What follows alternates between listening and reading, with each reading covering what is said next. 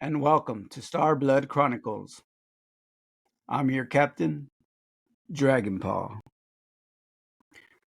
This is a long episode about some experiences I've gone through, and my friend Gil, who also does a podcast called Black Cat Report. Stay tuned to the end. You will get some information on different extraterrestrials. And I also uploaded one of my very own videos when I captured a UFO in daylight. Thank you. But yeah, man. So this is an interviewees led interview. Is that what I'm picking up? You're just smirking like, yeah.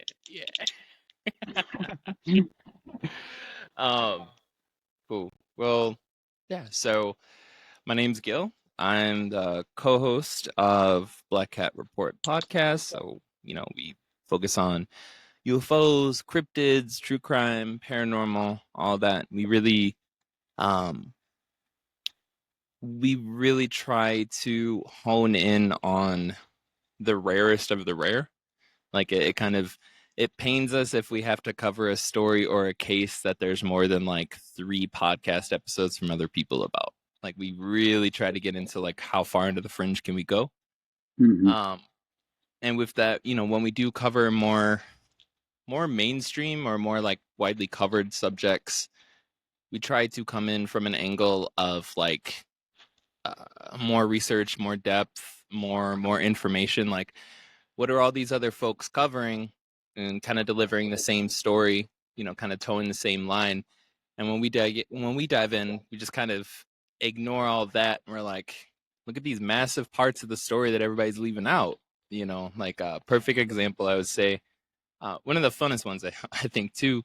We covered the God, I'm blanking on it. The Georgia Guidestones before we covered them. I think it was the week that they got blown up. They got smashed about a year ago. So it's like, all right, well now we got to do an episode about the Georgia Guidestones, Yeah. And that was already pretty. If you're into paranormal stuff for a little while, you probably already came across it. You already know about them. And the popular story was this mystery dude, comes into town, goes to these granite companies, and he's all like, I want to build them. And they're all like, you're crazy, that'll never work. And everybody didn't take him serious. Eventually he builds them, and they have these really abstract messages written in a bunch of different languages all over them about like all this crap. And everybody was speculating. They're like, what could this possibly mean? Like, is he trying to impose like population control and birth control and da da da da da and genocide? And like, well, could it be good? Could it be bad? Is it somewhere in between? Is he just a human? Who knows? And there was all this mystery and shit behind it, right? But in every single podcast and every documentary, everything all said the same stuff. Nobody knows what this means. Turns out, you actually dig a little bit further. The day that the stones were unveiled in front of a small group of people that were there kind of witnessing it as they pulled the tarps off, he had it was like a 200 or 300 page manifesto that he wrote out. Oh, wow. That explained in nauseating, incredibly racist detail all of those points. He wrote a thesis about each one of those points, and he gave it out to everybody that was there when it got revealed. But then not just that, he then proceeded to send copies to every senator and congressman who was sitting in office at the time. So it was complete bullshit that there was a mystery. No, he straight up told everyone. Wow. He told everyone. So, if we're covering well-known serial killers or cults or UFO stories or whatever, and you're scrolling through and you're familiar with it, we'd like to at least be a safe haven for like, I'm gonna listen to this one because I'm gonna hear some shit I haven't heard before. Like, yeah, I'm gonna hear some breakthrough shit, and we always like to include our sources and references. Other than that, we do a lot of exclusives. I just did a deep dive into the Lumberton Report that was from J. Allen Hynek's group Kufos that he started a few years after Project Blue Book closed. So it was 1970. I think it was 1976. Don't quote me on that. It was the early 70s, mid to early 70s. This report was the third report released by J. Allen Hynek's UFO research organization after he went full-on believer in UFOs after Blue Book closed, right? He went from government stooge to being like, there's something here, right? You know, it's kind of one of the Yeah, biggest. he probably believed for a longer time, but yeah. Oh, yeah. I mean, who doesn't have that awkward shit they have to deal with at work, right? You know? I ain't gonna say nothing till I get You're like, out. well, I'm wearing their logo on my uniform, and I guess I got to toe the party line, you know? So, like, yeah. But after Blue Book closed, you know, he started CUFOS, the Center for UFO Research or Center for UFO Studies, something like that, up in Illinois. And anyways, so that case, even though it's been, you know, it's never been majorly covered, but it's been referenced in a lot of things, kind of on the fringe of like when they're talking about other UFO reports, they're like, oh, the Lumberton UFO flap, the Lumberton report. But nobody had a copy of the Lumberton report, right? So it was like everybody, you know, and like the lead investigator who gets involved in this, Lee Spiegel, who just passed away, I believe it was August or November of 2023. He was there, a very active participant in it. And everybody knew because he went on to become a very big, you know, deal in the UFO community, a big UFO investigator. And he's like, yeah, when I covered, you know, Lumberton and the Lumberton flap and all this other stuff, and nobody had the damn report. Where it was like this magical, like, man, this is a huge case, but everybody was just kind of doing loose references to the same thing. Well, some individual had photocopied it and put it on their own private server, their own private hosting on the internet, and they didn't set the rules so that Google wouldn't index it. And even though they had the file named differently, I mean, my professional job is in search engine like marketing and Google. I found it. It was publicly available, and it was hiding right in search results, just not where people could find it. So this report has been missing for decades. I found it and I read it, and it's one of the most fascinating things. And I put up a link for anybody on that episode to like go and download it and read it, which I strongly encourage people to do. There was like it's like 6-7 day long UFO flap where there's like 75 or 85, I think, like police that like dispatch reports of cops calling in, witnessing it. There's high speed chases every 10 minutes for this UFO. Wow. It gets to the point where the UFO investigator, Lee Spiegel, he gets there from the reports a few days earlier. Second he walks into the police station, phone's ringing off the hook. He's already in a car with the sheriff. They're blazing down the road. They start chasing the UFO. Like he has like 5 encounters with the damn UFO. And it's like, it is.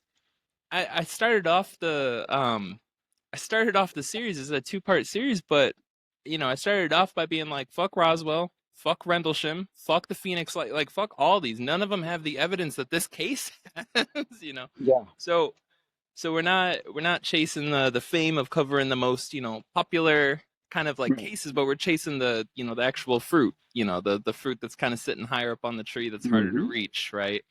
So that's the Black Cat Report. Other show that I do along with friends is Beer Booze Boogeyman. Comes out once a month, the first Saturday of every month, generally around 7:30 Eastern time, 4:30 Pacific. But yeah, I mean, you've been on the show. What episode? I forget what episode. That was on the Strange Lights and Encounters. Strange Lights. Yeah. I think that was episode 2. I All want to right, say. cool. Strange Lights. Yeah, our next one is going to be May 4th. So another 2 weeks, I believe. But yeah, maybe no, wait, that might be next week. Shit. But yeah, next episode May 4th. But yeah, once a month we got 4 hosts, myself included, and then Joey, who's also co-host of Black Cat Report. Kristen from Paranormal Girl Podcast, and Damien from RKB Paranormal / Life Beyond 6 Feet. We're all paranormal nerds, and we all love a good beer. And so once a month, we have a live call-in show where pick a theme, and everybody, and literally my mom, can call in, and That happened that day. Yeah. that happened. She was the next call after you. That's cool. Like, she called me by my family name. She was like, Jay? And I was like, oh, what the hell's going on? Hey, Mom. But yeah, so, it's just like a chill time for a bunch of paranormal nerds to kind of like geek out together and, foster community and talk with folks instead of it just being kind of like one-sided, like podcasts kind of are, because that's always weirded me out, where it's just like we're kind of in a studio and we're recording and we put it out there and we see numbers, but we don't see people. We just kind of get little numbers, which is, when you hit me up about listening to Black Cat Report, I was all like, oh, hey, man, I was super appreciative. I was like, thank you so much, because like that shit makes my day, man. Like that's such a nice feeling, because otherwise you're just kind of putting it out there and being like, I guess people listen to it. I don't know. Did you ever get that video I sent you? Yes. Yeah. Good. You could use that for something. Oh, thank you, man. Thank you. You talk about I think you sent me a couple. One of the UFOs I saw. Yeah, like over the bay. No, it was the Pacific Ocean, but Oh, okay. I'm more Southern Cali. Gotcha. I'm more Midwest / like East Coast, so I'm a little off on my geography. I've been to Cali, so spent time in Cali. Although the 7 months, 8 months that I lived in Cali, I was in Humboldt working on a farm back when things were still illegal, And so I was in the All middle of you have nowhere. to say is humble, and I I was understand. Bro, I remember when I was there, when I was trimming, as the local parlance, I was a trimmigrant, like I have not working. heard that one. I like that. Yo, that's the local. That's what all the farmers, all the growers like called That's them. They're cool. like, oh, these damn trimmigrants, because it'd be like 80 fucking people from all the world just waiting outside of a grocery store with like cardboard signs with scissors drawn on them, Oh,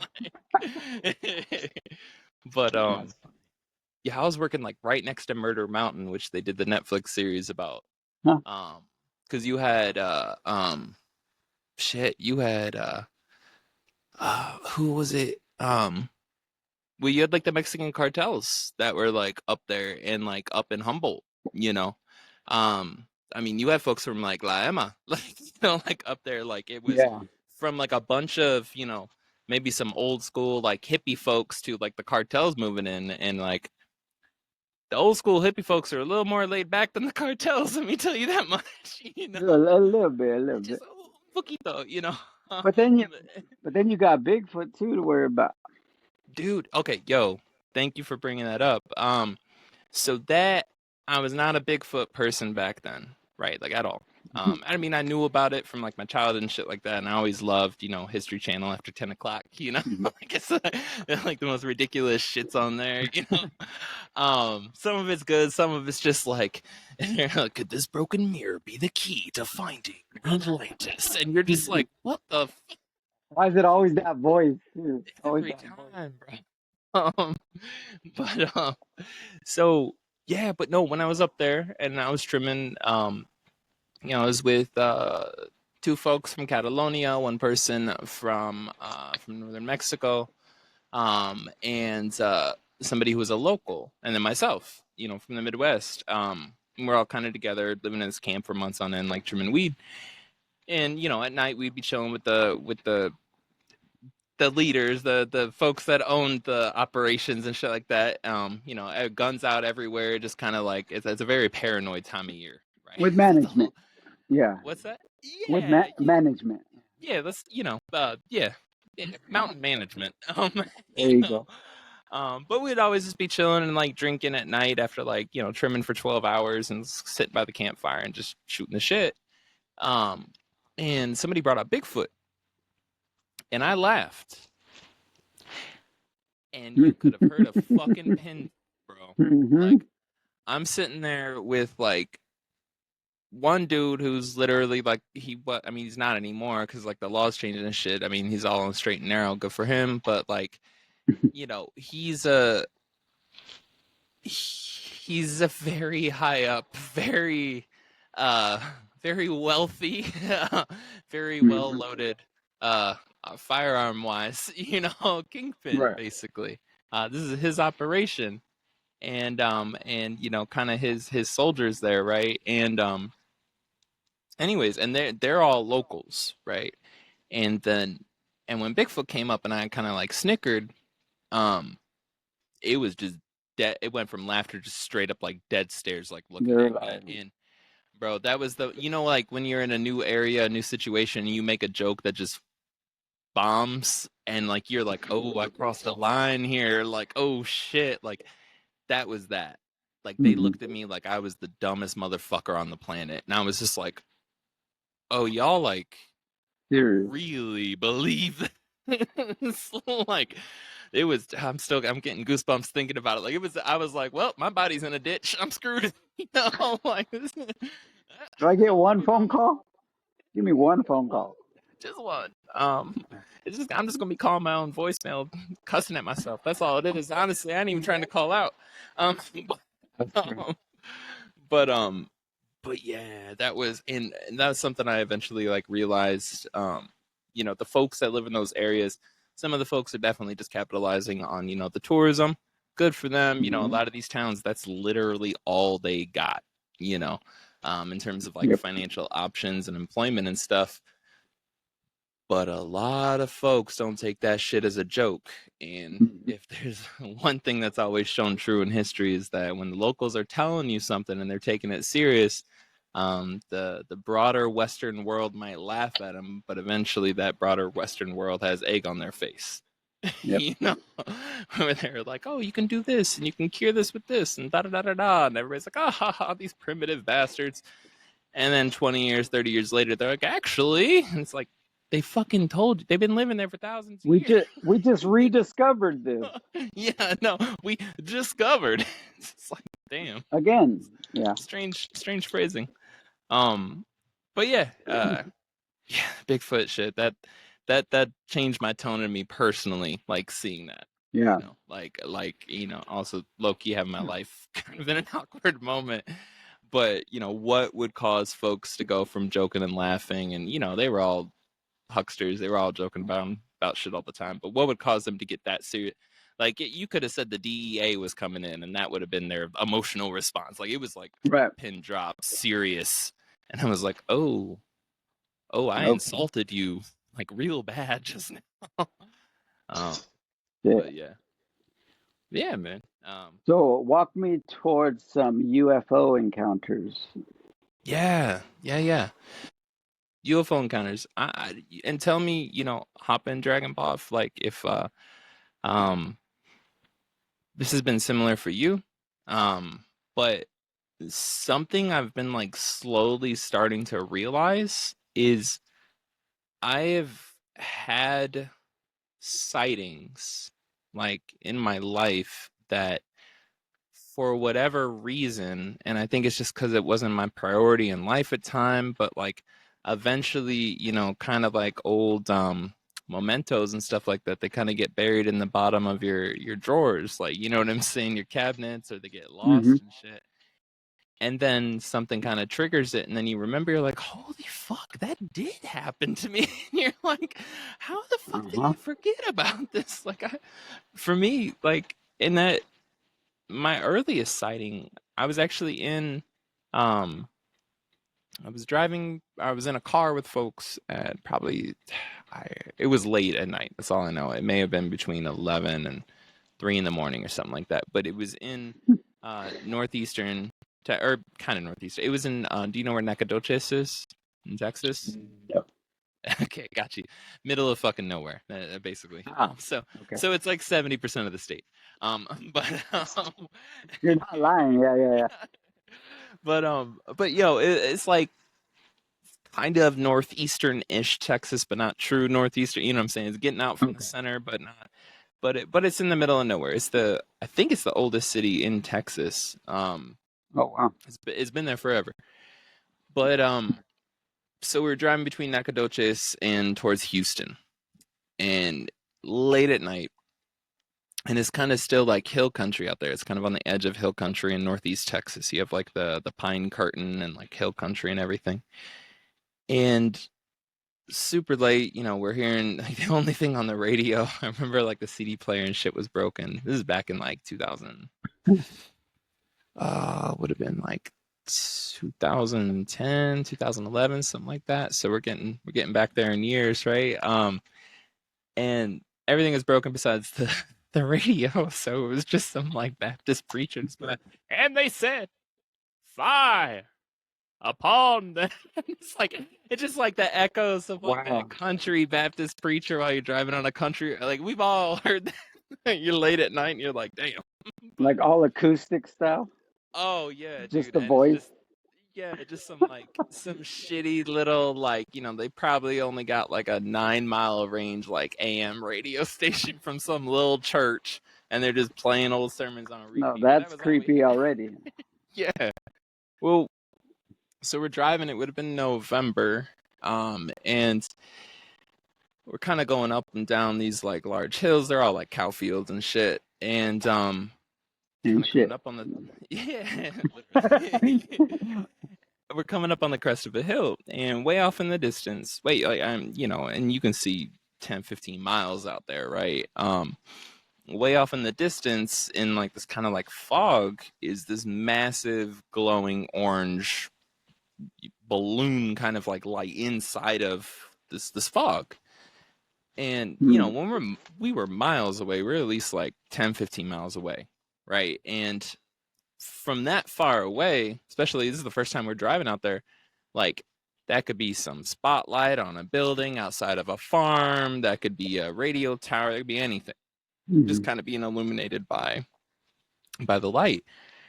And it looks weird as hell, but we're driving, we ain't got shit else to do. So we're all in this car. There's just a handful of us in the car. And we're seeing it. We're just driving, curving along the roads, you know what I'm saying? Like it's like 15 miles away. We have plenty of time to just kind of being like, what the hell is that? Whatever, go back to listen to the sermons and shit. And and eventually this is like obnoxiously long, where we're going. That's crazy.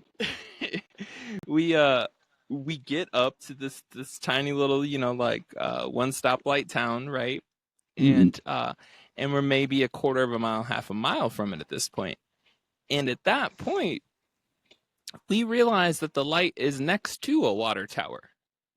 It's not like, as we're getting close, we're like, oh, I think there's a water tower. It's kind of foggy and stuff.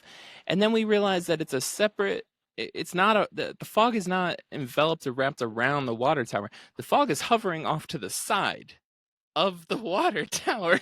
And it's just a massive lit up orb. Like it, and I'm not like orbs. I always think of orbs as being small. No. This is, take a semi, smush it up and make it, like if it was Play-Doh, ball it, this is a shipping container, 2 shipping containers size light. Okay. Right. And so, and even though the fog was thick, you could kind of see where the light started to dissipate out on the edges. So like you could kind of see that's where the object started, but even though there was no defined line, picture like headlights in the fog, like you can still kind of tell where the most concentrated light is coming from. And then then you have the ambiance of it. Yeah. And so we pull off in this little tiny country gas station that was closed up, and we all get out of the car. At this point, again, it had been 10 minutes. We're all staring at it, and so now we're just like, okay, what the fuck are we looking at, So we pull off the road and we all get out of the car and we're staring. Sure enough, some local pulls up behind us, and we're just like, hey man, he's like, y'all pull over to look at the light? And we're like, yeah dude, like what is that? And he's like, I don't know, I just pulled over to look at it too. I ain't never seen it here. I live just down the road. Oh wow. So that was confirmation, right? That it wasn't just a weird spotlight that's always hanging out there. Because this dude, it's like 2-3 in the morning at this point. He was just like, I have no clue. We all just stood out there like, what is that? It never went out. We drove off, and as far as I remember, there was no like magic leaving moment. It just stayed there hovering. Oh yeah, they're in their own world, literally. Yeah. Um, actually, think about that. I don't know if you ever thought about this, but I was having a convo with somebody the other day, and it kind of like dawned on me. So, like, you know how, like mantis shrimp can see like the widest light spectrum out of any living animal on the planet. They can see like infrared, ultraviolet, like their eyes, All the little tiny spectrum. shrimp. Yeah, they can see way past everything. Like they can literally because cancer lets off an infrared light, right? Mantis shrimp can literally see cancer in people's bodies. Like it is crazy how adapted their eyes are and what they can do. Um, Crazy. so like we all can see different portions of the light spectrum, like you know what I'm saying, like for Hmm. cats and dogs they might look at a mural and half of it's just blue and the other half is gray, you know. They don't see the reds and the oranges and yada yada. And I just thought it'd be really hilarious, like what if all these aliens coming in here right from wherever, they just can't even tell their lights are on. They're just driving around. They don't even know what color it is. Yeah, well, because like you turn on the heater at your house, that's letting out infrared light. We Right, can't and you see can't that see it. heater; it's invisible. And That's so, what true. if their shit coming out of their engine is just bright as hell? They're just like, oh, Yeah, I think we're invisible, just driving through shit. I have heard that this depending on the color, it's whatever their, I wouldn't say gas, but it's whatever they use Yeah. with our environment makes that color. So it's Oh, weird. That's what I've heard about. that makes sense. That makes sense. Yeah. But But anyways, let's get a mantis shrimp doctor's license right now. yes, yes. Right now, we It's a man. So it's a mantis. yes, mantis shrimp, like like praying mantis. Yeah, and do you know that they're also Oh yeah, extraterrestrial mantises? Okay, yeah. good. So But there's a whole connection to that. in all fairness, every damn animal you name can be linked back to. I mean, for reals, there's probably cockroach dudes chilling. Bro. Yo, man, I spent time in New York. If you told me some of those cockroaches were aliens, I'd believe you. You know? He's like, why is he buying a pizza like right now? Why is that slipper moving? Oh shit, that's a roach. Like, Dang, that's big. not literally, but like maybe a baby foot size of a baby's Okay, foot. Definitely, definitely, I've that's seen still that's still too big for me. that. Too big. Um, yeah. So that was my first encounter, right? And that's something Yeah, I just honestly just remembered that a little while back, and I that's reached cool. out. I reached out to some of the other folks that I'm still in contact with that were in that car, and I asked them just straight up. I was like, "Do you remember that drive we were taking from Nacogdoches to Houston?" And they were like, "Oh, "Shit, dude, I haven't thought about that in years." And I was like, "Do you remember a light?" And like everybody was like, "Holy fuck, I forgot about that." Like all of us were like, "Oh shit, that did happen!" Like it was a trip. You know how that shit gets pushed out of your memory, For right? reals, Like, like there's things that I've seen that I know I won't even recall anymore. Just being young, thinking they're just airplanes. mm-hmm. But So that's a huge ball of light. that was not. I mean, it's big enough. We thought it was a fully illuminated water tower, right? Until we saw the water Mhm. tower next to the thing we thought was a fully illuminated water tower. And They're actually, always near water, of course. dude, the Lumberton report, which I brought up, there was a shit. It all started off with a small triangle UFO, uh, hovering directly above a water tower. Like there was like a bunch of incidences at the Lumberton report, or in the Lumberton flap, UFO flap, of the UFOs 50 feet above the water tower, 20 feet above the water tower, like right Yeah, there. But yeah, the UFOs in water, man. I don't know. But makes sense. yes. Yeah, but that was my that's my earliest UFO sighting for me that I can recall. I found it funny that you said shipping container size. Yeah. You know Yeah. why? Why is that? I actually saw a shipping container UFO. That's exactly what it looked like. Jesus Christ. It was just a It just big old freaked. I box. was like, that should be on a boat. Why is it up there? Container, It you get was, down here. You're high. Go home. Like, and I wish I was, because then I wouldn't be tripping. I'd be like, oh, no, I'm talking. Shipping container was high. oh yeah, way up there. Like And that shipping container forgot how to gravity. it was like a cargo, like for cargo, like That is so a trippy. spaceship to who knows what they're moving. I don't know. Yeah. Well, like, aerodynamics are irrelevant in space, so why not square? I think everything we have, we copy from Yeah. from them. Yeah. Imitation. There's the cargo cult, which I wanna look more into that. But the I've heard of. Can I tell you one of that please experience do. I had? Okay, Please do. It's your show, man. it doesn't always have to be CE5. That I mean, they just come now. It's weird.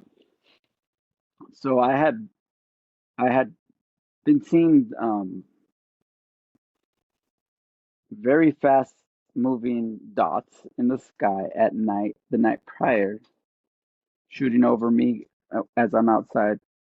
Just I like to look at the stars. And then so I go back. I go to sleep that night. I'm pretty sure it was a lucid dream. Uh, my TV's on, so it kind of has a Mhm. blue hue in my room, Yeah. and I don't feel like I fell asleep,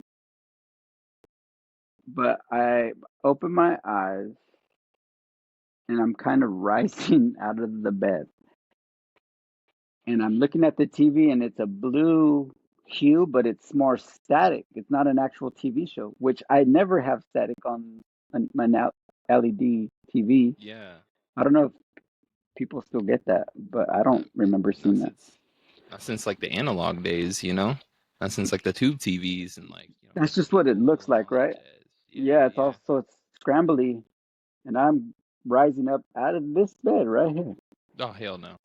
And yeah, and so I'm getting higher and above the TV. I'm rising above my TV. I'm like, whoa, uh-oh, like it's Yeah. happening. And I'm like, it's not gonna work. This is what I'm saying in my head. I'm gonna hit my head. I'm gonna hit my head. Yeah, And my as that TV is and only so high. yeah, I'm like, I'm waiting for the impact. Yeah. No impact. Okay. I go right through it, and I'm looking at just a night sky. There's no Mhm. beam of light. There's no ship. Yeah. As soon as I see just stars, I smile and I wake up and I'm still in my bed. And it's morning. Yeah. Damn. So that was an OBE for sure. Or maybe not. Maybe not. I mean, maybe it was your straight up physical body. But that sounds Yeah. that has like heavy elements of like out of body experiences that I've heard. That like It's hovering and that kind of like floating and like that kind of like I'm gonna hit the ceiling and then it's like I'm going through the ceiling. Like and normally it folks will like turn around and see their body and then be like, oh shit. But the weird like part is I saw the little levels of the ceiling. Like it was oh wood. shit, like the sandwich of insulation and shit like that. Like Yeah, and I don't have it's not really it's not thick, it's small. I'm in a studio. In a studio. yeah. Yeah. my my So studio in a studio. it It's meta. it's it's like it just goes boop, boop, and I'm out. And Damn. what's weird is that they didn't show themselves. Mm, So I don't know. Maybe they thought I would freak out. But I was having kind of weird fun. It was kind of fun. yeah. But then I thought about it like maybe I don't want to know. That Damn. was I've only been able to chalk it up to a lucid dream because there's Yeah. never anything tangible where I can say, "Oh yeah, well, except for a psychic medium that told me that I've been abducted." Yeah. Yeah, and you were just like, "Why did I just pay a psychic for this? I already knew that, homie. Why? What are you?" Like No, I'm kidding. confirmation a little. Totally, totally. That's some serious like external like validation. You know what I'm saying? Like kind of like somebody popping in, and you're like, "I didn't even tell them that." Yes, That's wait, the that's cool not her. part, yeah. You know, bro. And Like I called her to see what she would just say to me. yeah. Never ever once brought up a passed away family member. Mm, And I've called her twice. It's always been about past lives yeah. or the stars. Hmm. That's why I named my thing Star Blood Chronicles because I think I love it. I Yeah, don't know. man. It's Yeah. that's a trip. Um, I want to know. So, I've never fucked with CE5. I have like a very strict policy of like, um, find out without fucking around. You know. Yeah, no, that's smart. Learn Um, off of other people's mistakes. yeah, or interview them, chat with them, research shit like that. But like, I ain't here to play around with stuff that I don't have a full grip on, and I'm already stuck to play around with my own life, and I ain't got a full grip on that, and that's a struggle on its own. So I ain't adding to the mix, But, Yeah.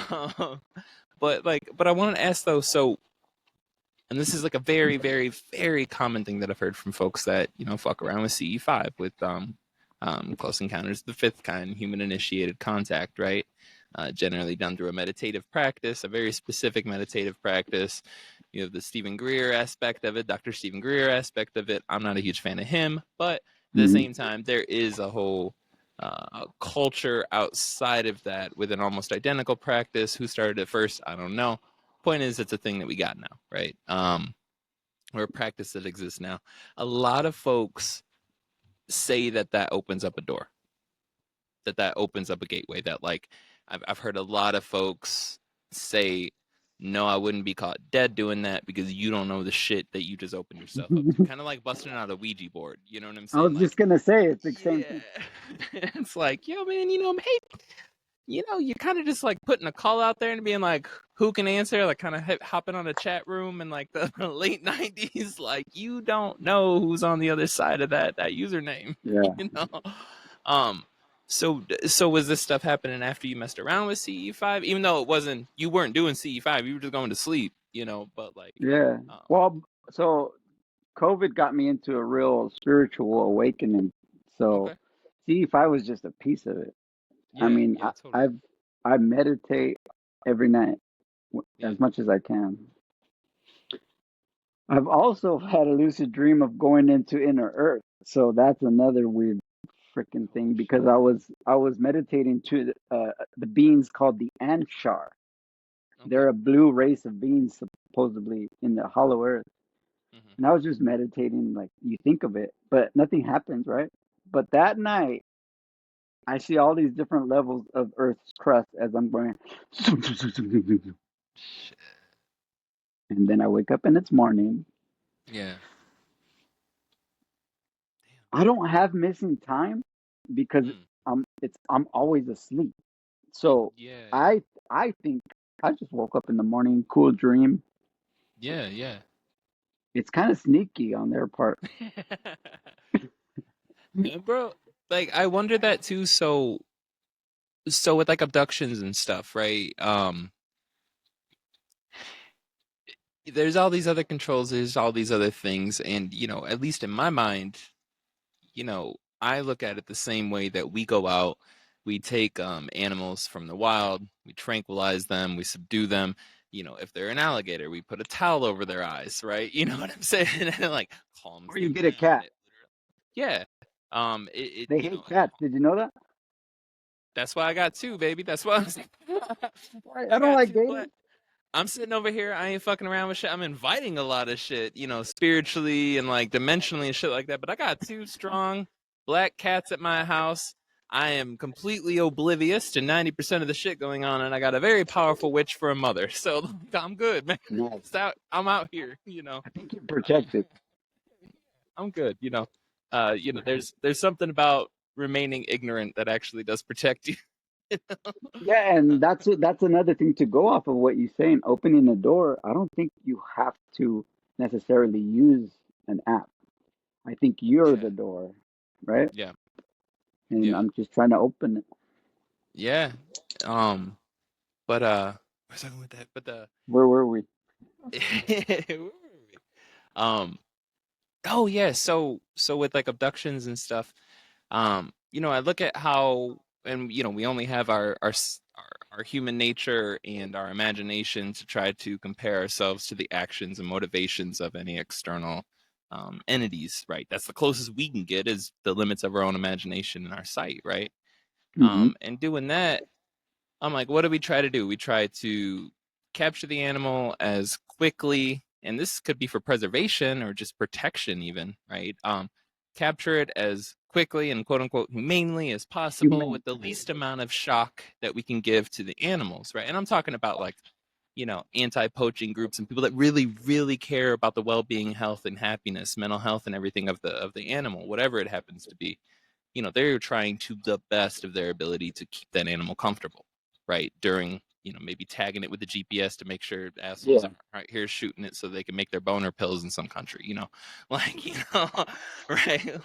Um, but they're doing all that, and those methods keep increasing and getting more and more better. It's a hell of a lot better than, shooting it with a trank gun and letting it be like, and like falling down and stumbling Yeah. around. They got the whole process and a lot more attention to detail and comfort. Why the hell wouldn't, an entity, especially, and it doesn't even got to be advanced, it just has to study us for that reason, switch off that part of our brain that causes us to have, what's the word Memory. I'm looking for? Well, yeah, memory would be one major one. But then also, sleep paralysis, right? So, like, Mm-hmm. why wouldn't, I mean, that is a literal function within our body, is sleep Well, paralysis. yeah. Ideally, our eyes don't open up, but, you know, but like, but that's the thing. That's why we're not acting out our dreams. And, it doesn't look like Grand Theft Auto every time half the town goes to sleep, like, because it'd be some crazy I shit, right? mean, I'm I am actually in the process of practicing to put myself into sleep paralysis. Good luck, bro. I've had that shit my whole life. It's not fun. It might be easier for you because I don't know if I've had it. I've been a sleepwalker ever since I was a kid, so I don't know. Mm. My sisters are like, "What are you doing?" I'm like, "I don't." It's weird. Bro, I don't know who ate these Oreos face covered in um, no, I've had sleep paralysis. Earliest I can remember is from the time I was like 11 or 12, be the earliest memories I have of sleep paralysis. Shit's horrifying. It sucks. It is not something 10 out of 10 would not recommend. Like, Yeah, like, I'm gonna send you a link of this guy who has the same problem as you mhm. until he controlled it himself. That's what he's saying. And what he's doing is when he Mhm. puts himself in that sleep paralysis, he says he can jump his entire spirit out of his body, and he That's the calls shit it I don't fuck death. with. He calls it death. He says it's death controlled. That's what he calls it. Yeah, so that's definitely higher up on my list than other things about shit I ain't fucking with. You know? No, Probably. I'm definitely gonna look into that and read about it just out of curiosity's sake. Will I ever Yeah, mess with it? Hell no. But I'll let you know how it goes. all right, brother. Calling me up at 3 in the morning screaming. Just No, I'll probably be outside of your house. experienced my last sleep paralysis episode about a month ago. Um, I was like sleeping in one morning, sun was out, my head was near my window, in my room, and I, had I mean, now that I know you're gonna be trying to creep on me, I'm gonna have it closer than that. But Just no, leave but your toes out. just so ticklish, man. This little piggy. Damn. Worst. Um, but no, but it's hilarious. Um, so I was sleeping and like just outside of my window, my glass window's open, it's just my screen, my head's right by the window, and it's sunlight, and my eyes were only partially open that time. That was the worst because I was just kind of looking through my like eyelashes, and Mm, and I hear this intense sound, um like when you haul your trash cans like to the curb on the wheels, and it's like, like like a roar. yeah, it was that sound, but it was like it was right next to my ear, and in the Yeah. background was a bunch of people talking and walking around and shit like that, and it sounded like they were right outside of like my window. Mhm. Now Yeah, here's the they trick are. though that I don't know. Here's the trick that I learned. This is how I keep my sanity. All right. Okay, okay, Um, okay. but I mean, we all got our tricks, right? But what I've learned is, so completely paralyzed, you're just kind of you're being subjected to it, right? And my cats always sleep with me. 9 times out of 10, even if they're not there when I go to sleep, they're there by the time it's like a few hours later. They'll hunt me down, find me. I have both my baby boys, Dada and Salem, curled up on me in random spots, laying on me and shit. If they're not reacting, I'm okay. You're more chill. That's every single time. Like, that's what I try to do. I try to focus on, the spots that I know, like my cats lay, like, if They're I'm laying on my they're bas stomach, Dada's they're always like right basically between my legs. Salem's always laying on my side, one of my sides, So that's good. They're like your alarms, whether you need to trip or yeah, not, or like yeah, like when, they work. They're more than just cats.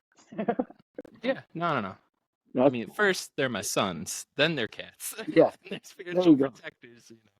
But yeah, it's That is like, that's common. Did you know that when people get into that sleep paralysis, the animals can see you once you do get out of your body. oh, Still, I'm sure that they hear my heart freaking the fuck out. yeah, But I mean, yeah, no, I believe that. And but if my cats are chill, I immediately, like, my adrenaline and freaking out like just stops, because I'm like, I'm fine. This is not real. Like, this is not an actual threat to me at this moment. right. Um, because my cats are literally just sleeping. They're chill. And if a pin drops in the house, 3 rooms away or whatever, they're jumping up and being like, "What the fuck's going on? We're going to investigate." So, like, Yeah, if they're not freaking out, I'm good. If they are jumping under my bed, bringing out my AK, like, this, like, we're going down, like, let's get real. But tell me what's in the house, and that'll depend on the kind of bullet metal, right? yeah. I But hope you have silver or something. I got options. I got options. But no. So, if your cat, but I would say that to anybody out there that's listening, though, if you are experiencing like sleep paralysis, and it's not something that you're trying to cause, it's not an actual practice you're trying to get into. It's a horrifying thing to just be subjected to, Yeah, and you are not in control, and sucks. It sucks a lot, and you don't know how long it's going to last. Try to look for something that, like your cat or like your dog or an animal or something that would normally be raising all sorts of a ruckus. Try to get in the habit of, before you even freak out about not breathing, to like try to sense or look for them, mm, and use them as your rock to kind of like tell whatever you're experiencing to fuck off. And at that point, you're just kind of experiencing the ride. You're just like, all right, at some point, this is going to end. I can pay attention to it, but I'm not afraid. Right. yeah, Um, you treat it like a hallucination. You treat it like an illusion. And you're just like, look, if they're good, I'm good. Right. yeah. Right. So that would be my honest advice. That's helped me the most, more so than the shit that they say about try to get your pinky toe to move and then do your whole foot. And that shit never worked. You see what that's even funnier that you said that now, because in my practice of inducing it, it's Mhm. actually calming yourself, um, while thinking of your toes not moving. Mm. So How then you're weird is thinking that? It's that, reversed. yeah, that makes sense that they would go that route, because the common route for folks like me who like don't want it is to, like, that's how you break the spell. Try to get a That, pinky toe. yeah, that's. Um, I think it all makes some sort of sense there. yeah, they're trying to reverse engineer it. It's been done. I'm good on that. I mean, look, if I I could feel you. pass I this feel on moving across the sky, slow as fuck, right? And this is like way up. This is beyond being able to see like a definition of whatever it was blocking out the sky. This is like you. in the stratosphere, right? But it was so high up. This is satellite level. Let me put it at that. at that, like, this is way up, but it's huge. So we know from looking at it, that motherfucker is massive, right? Mm-hmm. If it's that far away, if it's that big in the sky, and we have no definition of it other than it's just cutting out a section of the sky as it moves Perfectly across. black triangle, yeah. Yeah, and and I was like, holy shit. And my sister came over and she's like, hey, like, there's little kids here, be careful. And I was like, no, what the fuck is that? And then she looks up and she's like, what are you talking about? At this point, Tim was already looking at it, my brother-in-law. And I was like, that right there. And I'm taking the laser pointer and I'm literally just like tagging the ship. Lighting it up. I was like, do you see it? Here's the edge, and da-da-da-da-da. I'm pointing at it. Oh, wow. And I didn't realize till later that was probably a rude thing to do. But so we're all just like having what the fuck moments. These little old ladies sitting next to us on the park bench, they're all like, holy shit. Like, we're all having a holy shit moment. Wow. We're all staring at it. And then eventually, maybe this whole thing, maybe 20 seconds, 25 seconds, which is a lifetime when you're staring at a UFO, right? All of a sudden, the front light starts to disappear, and then the back lights start to disappear. And then, like, you can see it in the process, all of the stars start to appear as the front light is disappearing, and then the back lights disappear. And so, in my mind, I was like, did that bitch just go, like, paper thin? Or did it pass into another dimension? And then my, brother-in-law made the very obvious and brilliant observation. I mean, brilliance is obvious in hindsight, right? He was like, "No, dude, the front lifted up." And I was like, "Oh, that's what happened." I never even thought that, but yeah, that's fine. I was like, "Did that just go into a wormhole? Did it?" I'm like sitting here freaking out, and he's just like, "No, dude, the front just lifted up." And I was like, oh yeah, that tracks. That actually makes sense. But it was there long enough. We're sitting there with the laser pointer, passing it around. My brother-in-law and I, we were both trying to go through and say, like, is that a satellite? No. And I'm sitting there and I'm circling it. And I'm like, do you see how this is totally black? Like, I'm just like dissecting it with the laser pointer. And we were going down the list, like, is it a satellite? Is it an airplane? Is it a da-da-da-da-da?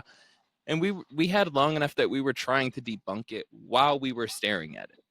Right. So like we were both just being like, that ain't shit. That ain't shit. And then eventually we were like, all right, that's some shit, It might be shit. It might be some shit.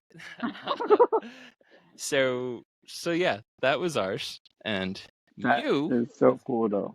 A handful of hours earlier were what caused all this shit. Yeah, maybe. Yeah.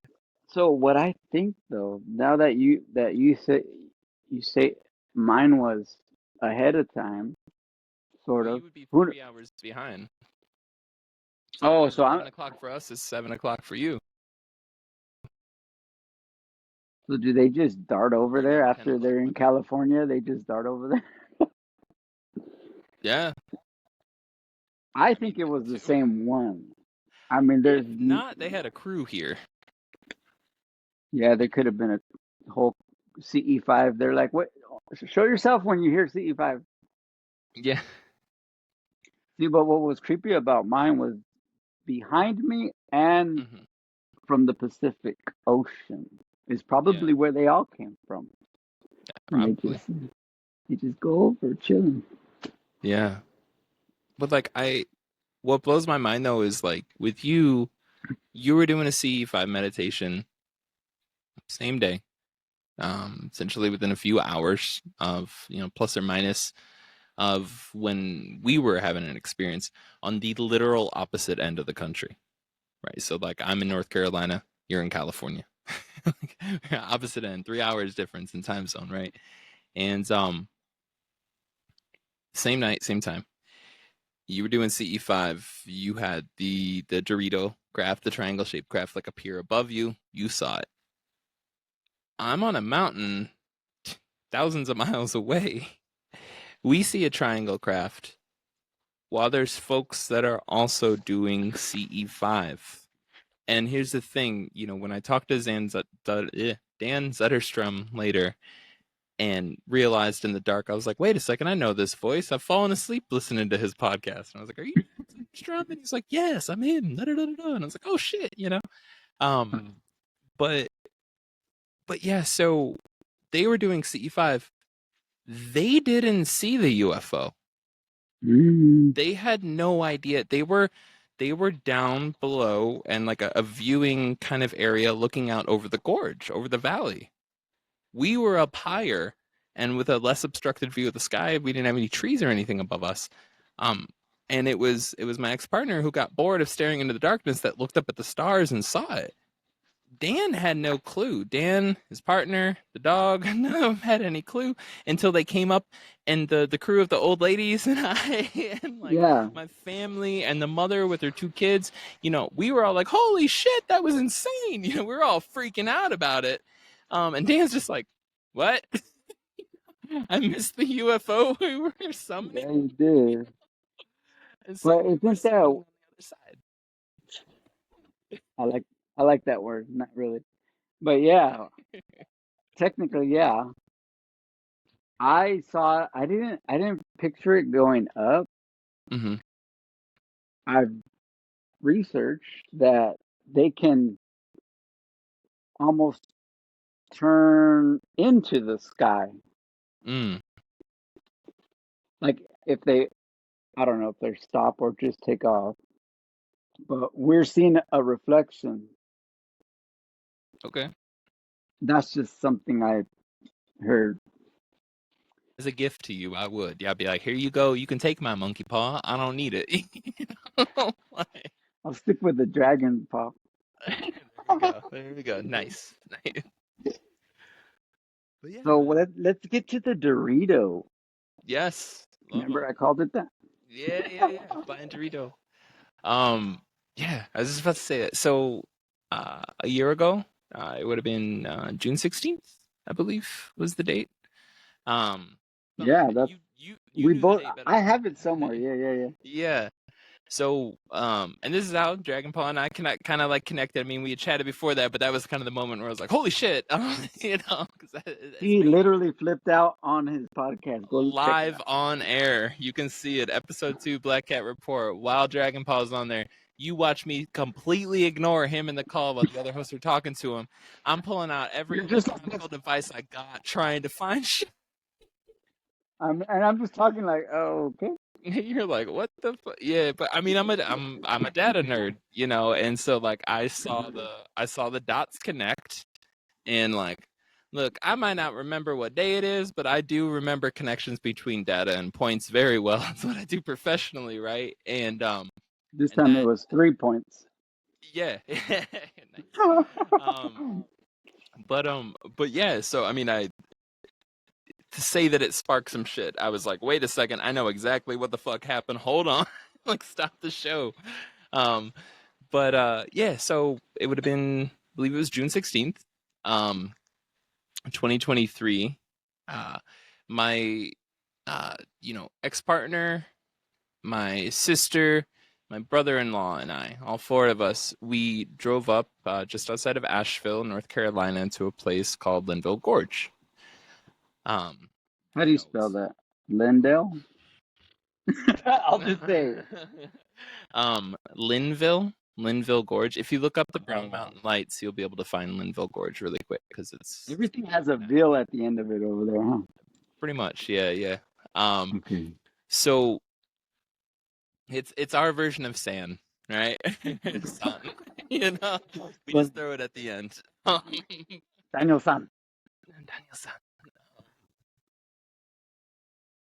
So yeah, June 16th, 2023. The 4 of us head up to Linville Gorge to see we're all paranormal nerds, and we're all going up there to see the Brown Mountain Lights, which locally very well known. They're starting to become more known nationally and internationally and stuff. They're starting to kind of pick up steam in the community, but it's a local thing here. I mean, it's like 45-minute drive from where we live. It's like right up the road, right? 45. We're gonna camp out on the mountain at night. We're gonna look for Brown Mountain Lights. Incredibly, just breathtaking viewing area up at the top of this mountain. It's like really well done, even though it's the most horrible dirt road you'll ever drive up on the side of a mountain. Once you get up there, there's a paved parking lot, nice trails. Those are the best camping spots, though.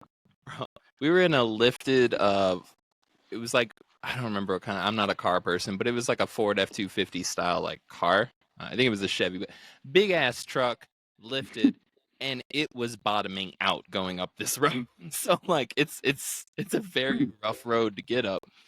But you get up there and the views and everything make it worth it, right? Um, Absolutely gorgeous, just like unobstructed view of like 180 degrees of like mountain range, right?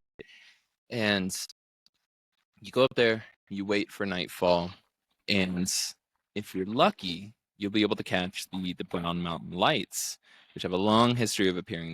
These are massive orbs. They've been described as almost like old school like lanterns that are moving through the woods, and they'll be moving through the woods. They'll be kind of moving fast, and then all of a sudden they will just go out above an 800-foot cliff and keep hovering over the ground. So like I that have a shit's feeling kind of I've heard of those before, actually. shit goes back to like the Civil War. So Oh, we yeah. have the North and the South squaring off, and they would be near Linville Gorge. And there's whole sets of soldiers' journals on both sides that are seeing these lights on the same night at the same time, and they both think that it's secret signals to from the Oh, other yeah. army.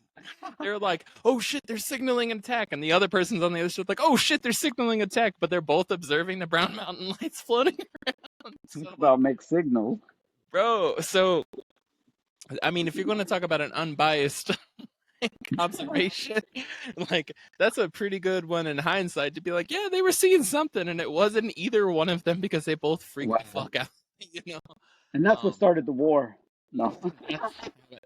Everybody thinks that I. No, I'm just kidding. But, no, so, but but yeah, so these massive orbs, and there's crazy crazy accounts of them, studies of them. There's some videos of them, images, all this shit like that, and it's very. People say that there's a pattern. To be honest, it's kind of just like hit or miss. Either you see them or you don't. It doesn't really. They're like in the fall after a fresh rain when it's 45 degrees, and it's like. Oh. But like, there's not enough cases to actually show that that's a reliable pattern. So it just happens when it happens, right? But it's also absolutely gorgeous, and there is no light pollution or anything like that. So you have a beautiful, because you're in a national forest, like you have an absolutely beautiful view of everything, of the mountain ranges. You are way, way high up on a mountain, so you're looking down into the valleys and everything. Hard at Bigfoot country, let me put it that way. Oh, wow. And I mean, you are up so high, you can see the Charlotte airport from like 65 or 75 miles away. Like that's how high up you are. like you'll see the planes Okay. taking off in the distance and coming in and landing and shit like. So there is an airport in the vicinity, or is it 100%. okay? Yeah. And I mean, like, I'm gonna say, what place in the country aren't you within 100 miles of an airport? Small or large? I don't know. That was the nerdiest thing you said today. That was shit. I need to up my game. No. So there is, but it's in a very clear view, and again, it's like 60 fucking miles away, right? Okay. And when you're sitting there for 10 and a half hours, you kind of know the routes of the planes that are coming in. Okay. Yeah. So, and also like where it happens in the gorge, you know, like in the valley, these mountains are very close together. It's not like out west where the mountains are very spread out and shit. Like these mountains are it's a very tight knit range. Like you can clearly see the top of the next mountain next to you. You know, it's a quarter of a mile away, and you're just looking straight at it. You know, I want to go there. That sounds cool. it's beautiful. So when these lights appear, it's like it looks like somebody rushing through the forest down below you. Right, so it's not the airport off in the distance. It's like you're looking down. These lights are appearing, and like you might be at 2,400 foot elevation or some shit like that, and you're looking down to 1,000 foot elevation or something, right? And you see these lights moving, but then all of a sudden they go off of a cliff, and then they keep moving, and then they'll start to like move up into the valley. They're still not nowhere near often that they're right in front of you, you know, and they coalesce and will move around and shit. So it looks like sprites running around in a forest, right? Oh, wow. Yeah. So it's not airplanes, right? It could be drones now, but I don't think there were many drones back in the Civil War era, right? So, Just so pigeons. it's the pigeons, damn pigeons keep catching on fire, right? Stay away from my lanterns. It's a cannon. It's a pigeon cannon. Oh, dang. So yeah, June 16th, you know, my ex-partner and my family and I were up on the mountain sitting out there, and we're there all evening, and we're waiting for it to get dark so that we can see if we can see the Brown Mountain Lights, right? I just went over the whole history, the whole breakdown, kind of what they are and where they pop up and stuff. And it's just kind of hours of everybody sitting in the dark, staring off into this valley that's dark. You know, it's all pitch black. There's no light pollution, right? Like you can't see the face of the person that's literally sitting next to you. It's pitch black, right?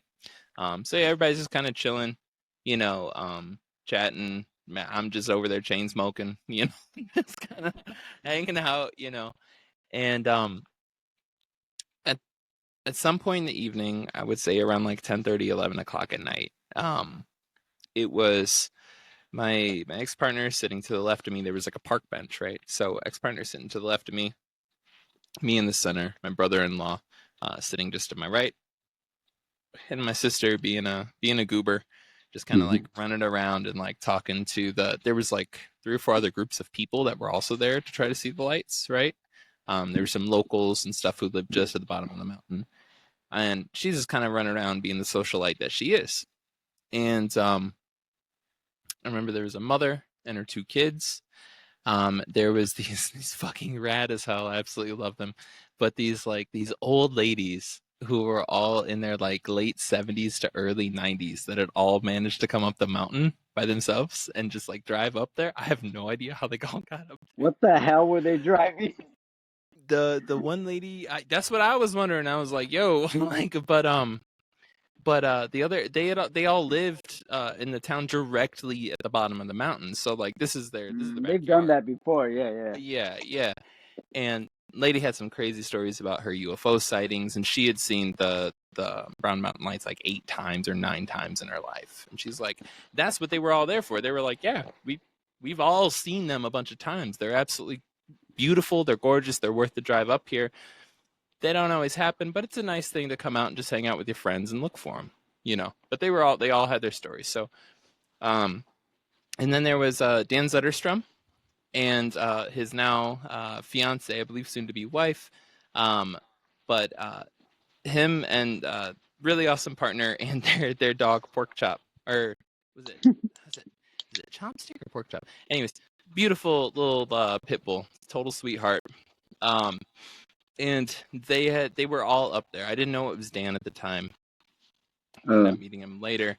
Dan Zetterstrom, he's a pretty well-known podcaster in the UFO community. He's on that UFO podcast and I think a couple others.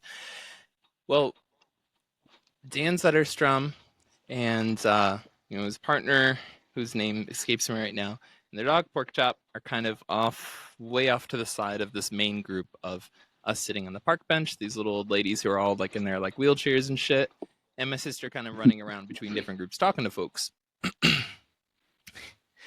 I'm hearing Dan Zetterstrom ringing like finger symbols or like bells or something like that. There's like a ting, ting, and I kind of hear, and it's a very timed thing, and I hear like some like chanting and shit going on, but it's like they're very far away. But I knew because I listened to Dan's podcast, even though I didn't know it was Dan at the time. I was like, oh, they're doing CE5 shit. Right? My sister, who had no clue what the fuck was going on with that, she's like, where are the ting ting people? What are they doing? You know? They're up there. And they were kind of farther down from like where we were sitting, right? They were a good football field away, right? At least in elevation and walking and shit. And but we could hear them. And so my sister was like, the ting ting people. I was like, yo, sis, like chill out, like they're doing meditation. And she's like, oh shit, my bad. We're goofballs, brother and sister. And anyways, hours are going by, much like the way that I spread out this story. And and my partner at the time, she gets bored of staring off into this dark valley, and she looks up at the sky. And she says, "What the fuck is that?" And then I look up, and I have one of those semi-legal green laser pointers, right? Mm. And I was like, "What are you talking about?" So there's zero clouds in the sky, and when you're out in an area with no light pollution, picture like a bed sheet. Go up to a light. Don't hold it there for long unless you want to burn your house down and collect insurance. Don't tell anybody you got it from me. But go up to a lamp or something and hold up a bed sheet to the light and look at all of the in between the fibers, right? All of the lights. When you're in an area with no light pollution, that's what the sky looks like. Yeah. It is just whoosh, like it is billions and billions of little stars, right? And so I look straight up at the sky when she's like, "What the fuck is that?" And I'm like, "What are you talking about?" And I hand her the laser pointer. And I was like, point it out. Seriously, I mean, that's why I brought it, is to point at shit in the sky. It's very useful for that, as long as it's not an airplane, right? And she does a big circle. And at that point, I realized there was a massive black triangle completely cut out of the clouds and slowly moving across the sky. It was perfectly geometric, in the sense of like very straight lines, and there were 3 white dots, one at each corner. But it did turn off its lights on me as soon as it was above me. Did you still have the outline of it in the sky or no? No, that's the weird part. That's why I see it like it goes out completely, all 3 dots. Yeah. The first one first.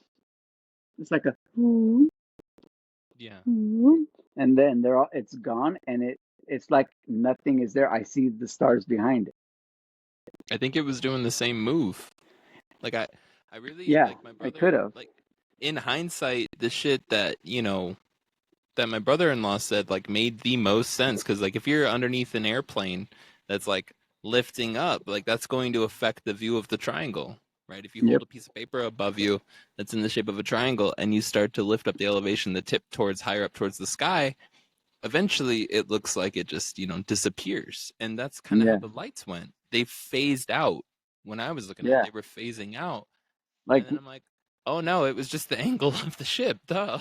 it does make it Brilliant. makes total sense, because you wouldn't see a slice of paper Yeah. just rise up. And it could be the way that that thing was so big, it had to have been so high up in elevation. It could have been a skyscraper of thickness, you know? And when it Yeah. turned like that, that's enough to be invisible between the stars. Hmm. Like you're not going to notice it, because it would only be blocking out, if it was blocking out anything, 1 star in the sky. Like, you're not going to notice Yeah, that. from that perspective, yeah. So like, I don't know. I mean, if that wasn't a mothership, I don't want to see how big their motherships get. Like, let me put it that way. Like that boy, I don't that was think it big. was. That went, woo, woo, woo. That's probably a Good. scouter, you I know? hope they're scout, man. They need to get Because skinnier but scouts. that's the It's thing, big. they are skinny though. That's If true. they That's go up true, and they're that skinny, that's crazy. dude. But like, oh, man.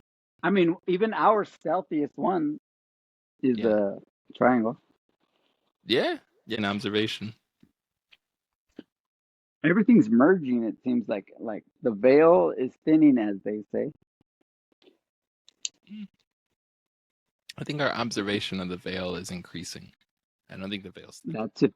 There's always that. As above, so below. I wasn't not trying to be contrarian, but as my shirt, I mean, listeners can't hear, but like I'm an old school like Art Bell fan, right? Coast to coast. Oh, And like, yeah, I've heard of that guy.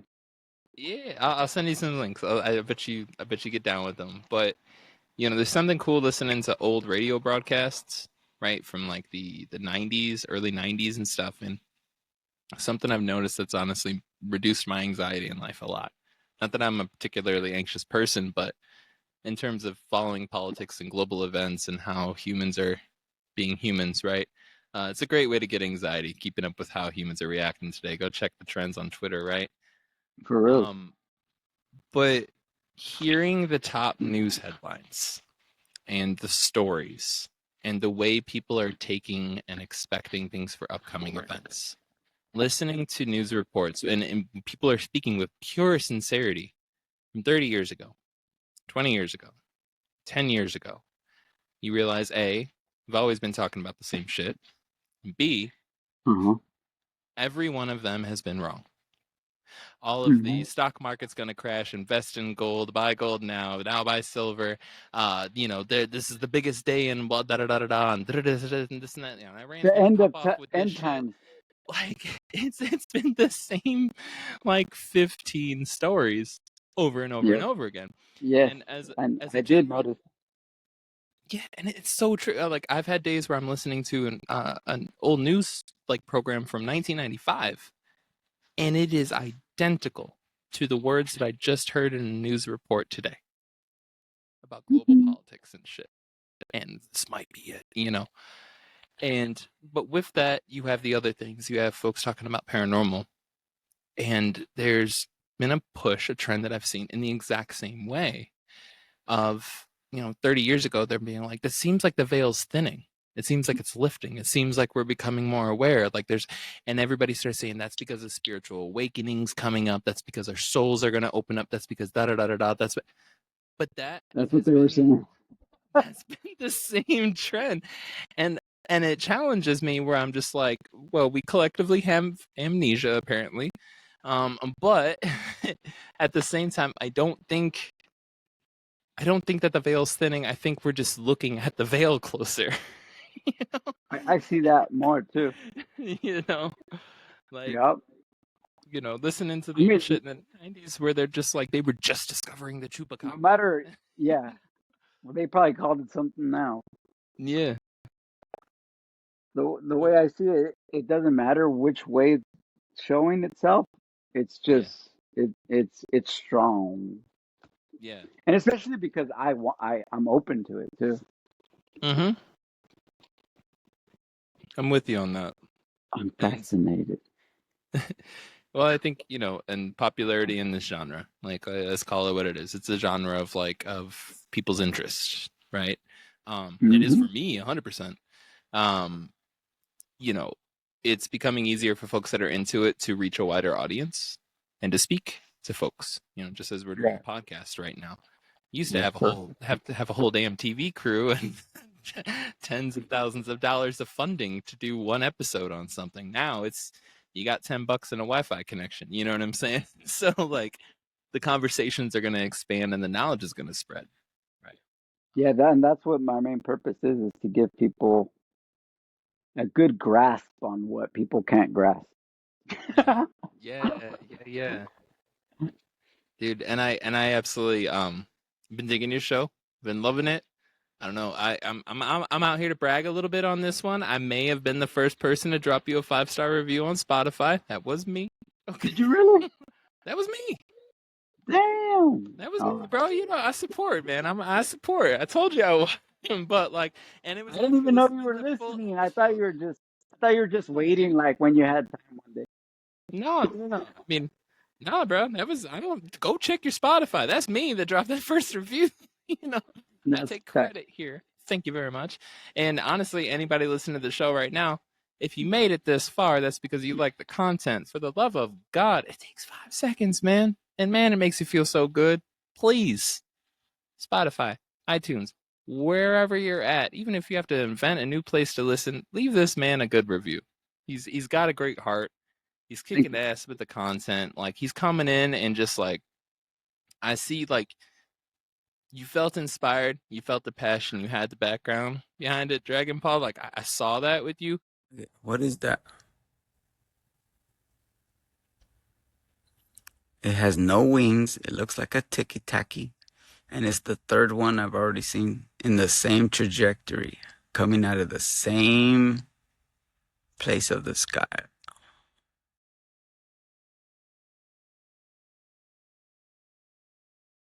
So here we have the Andromedans, and they live on Zenea, or that's what they call themselves.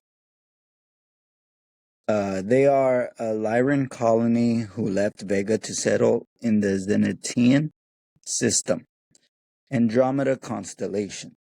This binary star system is also named Titouan and has 4 planets in orbit plus 3 planetoids.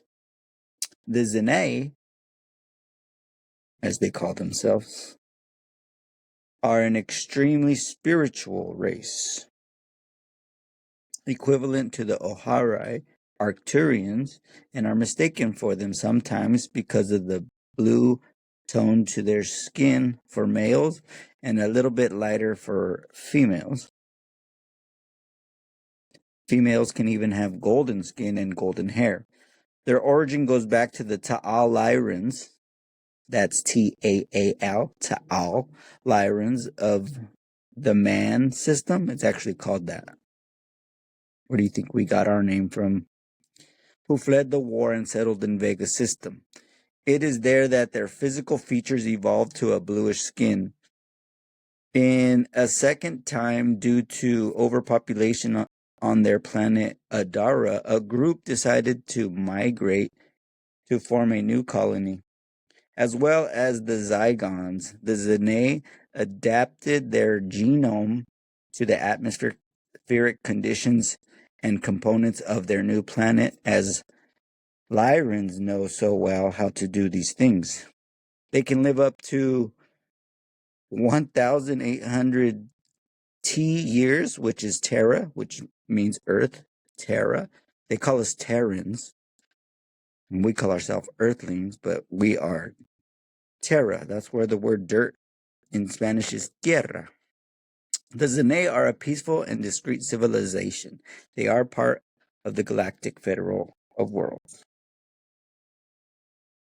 And what we have here are a very bad race, the worst out of most of them. That's what their ships would look like, especially from under to us. That's how they would look. If you see this sucker wearing one of these patches, you're done. They are known as the Mitra, Maytra, Mitra, from the Andromeda Galaxy. They originate from 2 home planets in the nearest galaxy of Andromeda that they named Megapae.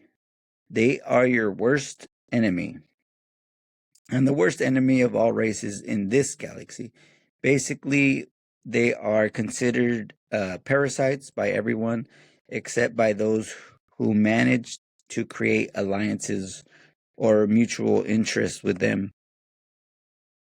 The Sakaar Empire and the Orion Collectives are other races of reptilians that work with these guys. Their average height is like a human. They're hermaphrodites with long-shaped faces, elongated skulls, and long, slim necks. We think their lifespan is usually about 120 years for us, Terran years. Their motivation is rage, hate, and assimilation. Their ships are large, dark, and discoidal, with a circular row of lights plus a large aperture underneath. And their insignia is the black inverted triangle on 3 lines and a red background. This episode of Starblood Chronicles was brought to you by Hook, Line, and Sinker. If you're in Santa Barbara County, look up Hook, Line, and Sinker and tell them Dragon Paw sent you. They might kick you out, or you might get a 10% off discount of hooks, lures, fishing rods, night crawlers. It's all there.